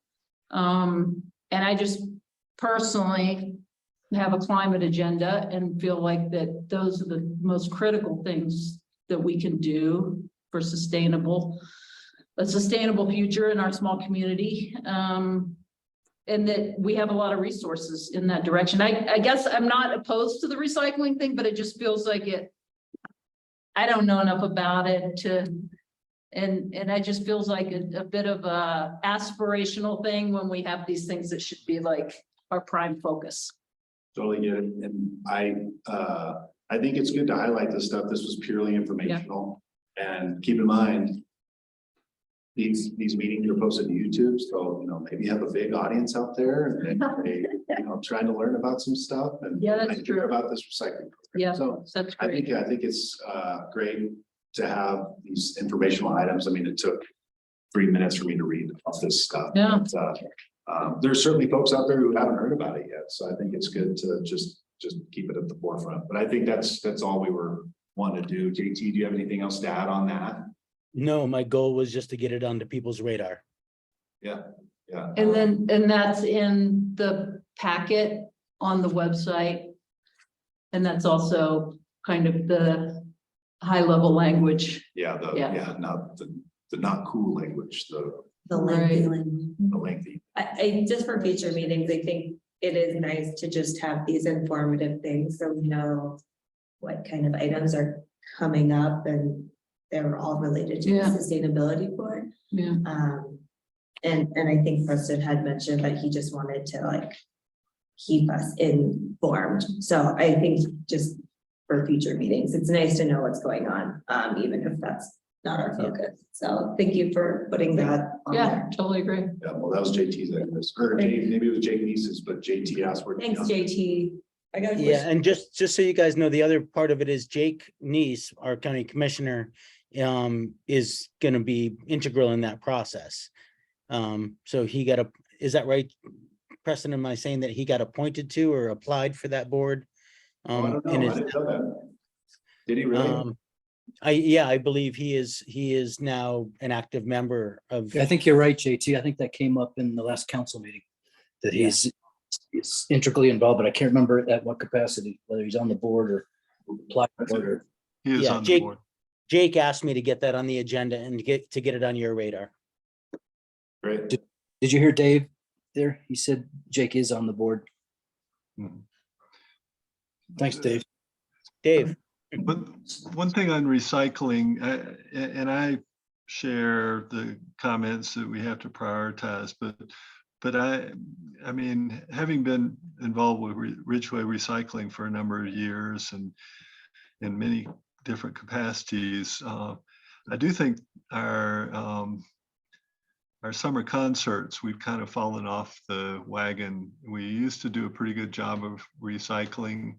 Last year, they tried to do composting. I don't think it was very successful. I mean, I gave the Dirty Sturdy guy a chipper to chip up the cups, but you know, it was not well coordinated. So it could be a low level priority, but I'd love to see the community get re-engaged on composting and recycling for our summer concert series, because I do think it educates people about recycling and composting. to be actionable on that, I'll reach out because I have to talk to Pam and Deb about some concert stuff, so I'll follow up on that. That'd be great. Thank you. Mhm. Alrighty. I got just to throw out, you know, one of the reasons I absolutely hated being on town council was just reading 98-page legal documents. And now we've got in our packet, and I brought this to town council before. I think it would be worthwhile for the powers that be to consider hiring a lawyer to give cliff notes, not just to us, the sustainability board. I mean, this 98-page document is probably like 10 pages of actual content. And I think we'd get a lot more public activity, a lot more people involved in local politics if there was something, if nobody had to read that. If we just got like the cliff note or the flyer version. So I'm gonna request maybe Bo, I don't know, maybe we can hire somebody to like break this stuff down so we don't all waste hours reading this tedious stuff and still not understand it. First off, I'm going to say you're not going to get cliff notes out of a lawyer. Yeah, I put together a 2-page summary, which I thought I had distributed before, but I'm happy to send out again, which. Oh, I got that. It's great. Yeah, I'm happy to share that. And that was the purpose of the PowerPoint related to 1362. Didn't do the same with 1355, the recycling piece. And the expectation wasn't that you read through. And sorry if that wasn't made clear. God. The expectation wasn't that you needed to read through that entire bill. Okay, I did. It was just simply what I could have done was just have I don't have the time to do staff reports like I do for the town council, which achieves exactly what you're talking about. I can talk to Deb and see what her bandwidth is to do that for some of these items, but we could have just put a link directly to the bill. That way there wasn't 60 pages of bill text in there, right? But that was just in there purely for background informational purposes. So sorry that wasn't made clear. We were going to talk about it here. I was going to go over the 30,000 foot overview. Sorry if you spent 25 minutes plus reading through that text. My apologies. Yeah. And sound like a broken record. I hate to say it, but I've been trying to put as many distilled by vetting and culling as many fact sheets as I can for all of the stuff we're discussing. Thank you. I will say, I looked at your Google Docs and there's links to fact sheets about kind of updates of the 2021 IECC, and those are really informative. So skimming through that instead of the whole code to see the changes between 18 and 21 they're helpful. So thanks, JT. Yeah, Thanks. super helpful, JT. Yeah. Thanks for all the work on that. Google Drive. Thanks, Google Drive. Thanks for letting me nerd out. Alrighty then. Dave, did you have something else to add? I didn't want to move past you there. No. Okay. So you guys, let's move on to item number 4 then. Discussions about the Mountain Town 2030 Solutions Project. I don't know if I sent an email out or if I just put it into the Google Drive. But to give you guys an idea of what this is, Kim hit on a bunch of it. I'll try to make a real succinct. I'll just read their overview. Mountain Towns Solutions Project, MTSP, is a collaborative cohort-based program that provides communities with real-world expertise and opportunities to collaborate with peers, equipping every participant with an impactful pathway to carbon neutrality. It's designed to build capacity in every community, large and small, by working together, sharing ideas, data, and best practices. Every participant will have the opportunity to learn from experts and colleagues and accelerate our collective progress on climate. And I'll have you guys do the reading there on the same splash page of mt230.org. You can go there and see this solutions project. And to Kim's point, and actually I thought that was great because the $2,500 sliding, albeit sliding scale price tag of it seems super steep. So if we can do it as a region and have a whole bunch of people under the umbrella, I do think, and Kim articulated it well, I think the topics are already things that are on our radar, which are buildings and electrification in March, clean energy in April, transportation, zero waste, natural climate solutions. And then in August, it's next steps deploying solutions to your community. So it's lined out per month going into, well, really with a welcome here coming up in February. I think the strength of this is filling the void that Kim identified, which was the networking between communities that are going through the same process. So I wanted it on the agenda so that we could all dig into that and discuss whether that is something we want to participate in and seek funds from the general fund from town to be able to be participant in. And it sounds like we might be able to do that with Eco Action, San Miguel County, and maybe some other cohorts, including maybe the county, and maybe get URA on board as well to see if they want to throw some bucks in. So anybody have a chance to dig into that yet and learn any more details about this? Or anybody already have, and if so, if you have any points you want to bring up about it? I have not dug into it yet, but is that something that, it sounds great, that we could all participate in? Like if we buy in, then there would be like a, I don't know, a forum or a webinar that we can all participate in, or would it be like one representative from each town participates? My hope would be that we would all be able to sign in, time permitting, to be able to view the webinars with the virtual key that they provide. That's my understanding. So it's just Sounds in, great.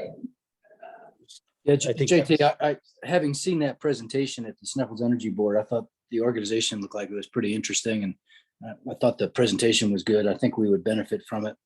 But it also brings up an interesting point. This is a question to Preston. Should the Sustainability Advisory Board have its own budget? Should that be a line item budget on the town's budget?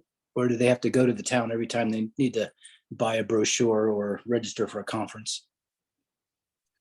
The board doesn't have its own budget. None of the advisory boards do. I mean, but not precluded from, as you said, if you need to buy a brochure, a book or something, evaluating that and moving forward with that expenditure. But no, there are not line items and amounts associated with this committee.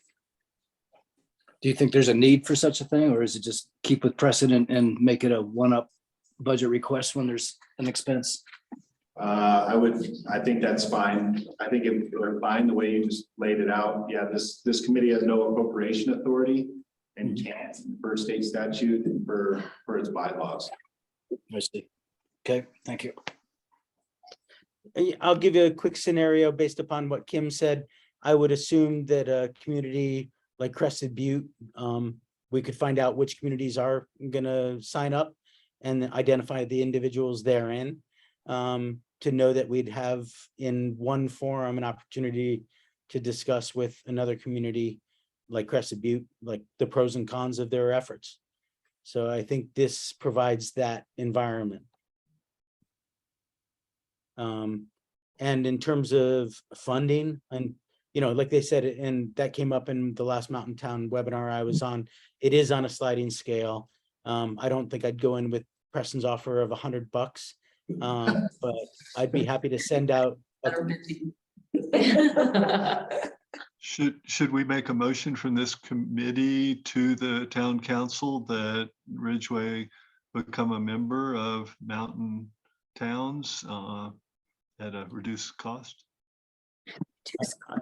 Preston, do we have to consult council directly for this and have to wait until February session to navigate this? We don't have a I don't have budget. any money. Yeah, because it wasn't identified in the budget, JT, so council needs approval. Shouldn't we wait and see if Kim is successful in getting us a regional participation? Would lower. And that would be my thought as well, Terry. I think we could suggest that the town join and that the town can hold on and decide, but I think we should join as a town, not as a committee. I think it says more that the town of Ridgway is a member. Agree with that? I gotta go. I approve the minutes. I looked them over and they look great. Thanks for the note takers and thanks everyone. Thanks. Appreciate it. Great to see you. You too. Alrighty. So to that point, should I write a letter to my cohorts on council? Would you like, or you could make a motion, and I could write a letter. How's that sound to the council and ask if we would consider, well, I guess pending Kim's notion of doing it as a regional group. But if that happens, would you make a motion that I go ahead and reach out to my cohorts to approve funding? Do we need a letter? Preston, what is the right way to do that? Yeah, so no, we don't need a motion. I think I saw a lot of nodding heads that everyone was in agreement that this would be beneficial. So, and JT, I don't think a letter is needed. I think we can just plan to add an item towards the end of February 8th meeting agenda to provide the sustainability committee's recommendation that the town of Ridgway in some capacity join Mountain Town 2030 Solutions Project or be a member of that to benefit from all the resources there. And then, we can further discuss the cost and hopefully by then Kim gets an answer on the regional participation piece. So yeah, no letter needed. We'll just make a note. Alrighty, yeah, I was just trying to figure out the timing because their basic introduction is now this month and they have not identified a launch date in February. They just identify February. So I wanted to make sure we got out ahead of it. So, all right, follow up with Kim, see what happens.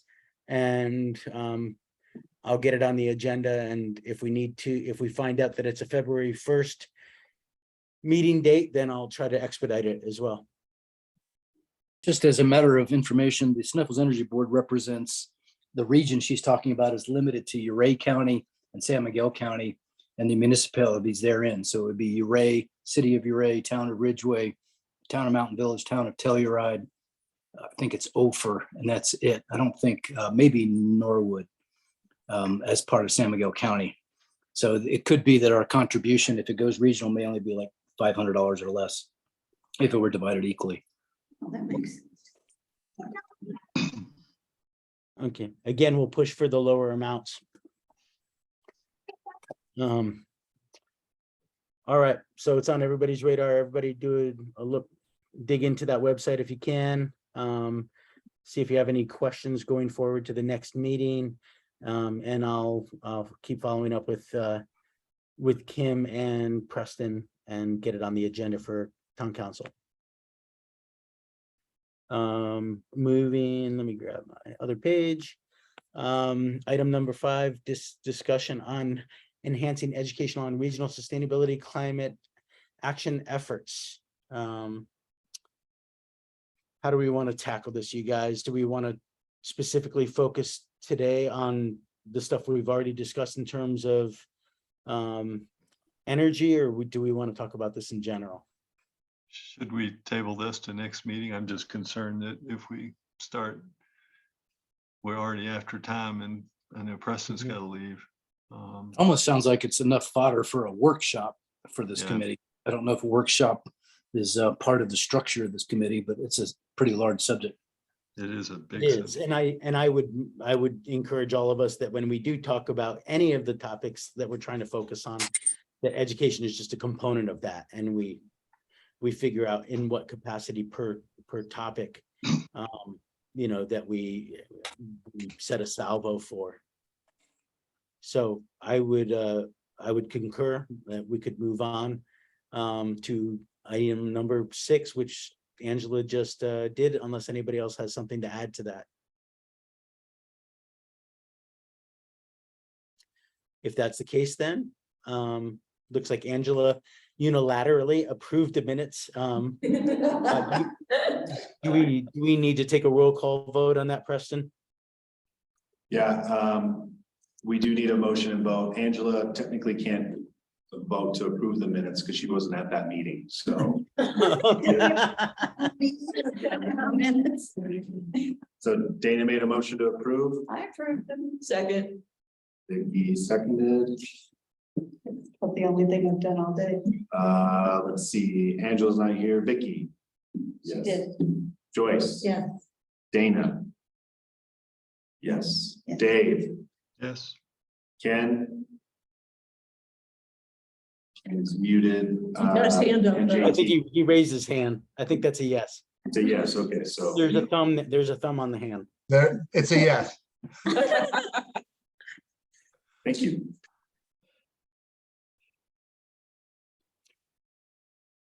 Were you waiting for me? No. No, that was it. Okay. Yes, and yes. So with that in mind, I am so happy to be able to go to sleep right now. Love y'all. Let's Motion to consider- adjourn? Motion to adjourn the Tuesday, January 17th meeting of Town of Ridgway Sustainability Advisory Board. Peace out, y'all. Bye, y'all. Bye. Good night. Thanks. Where is JT? Where is it? Santiago. Argentina. July. Chile. Chile. Hasta the Behave, bye-bye, baby. behave, Bye-bye. Jason. What are you doing? Are you hiking? No, I'm about to ride the Cordillera 1,700 miles on a motorcycle. Be careful. Be careful. Enjoy Make it. good choices. Thanks, yeah. I need to do that with you next time, JT. That sounds great. Get those knees strong, brother. Okay, will do.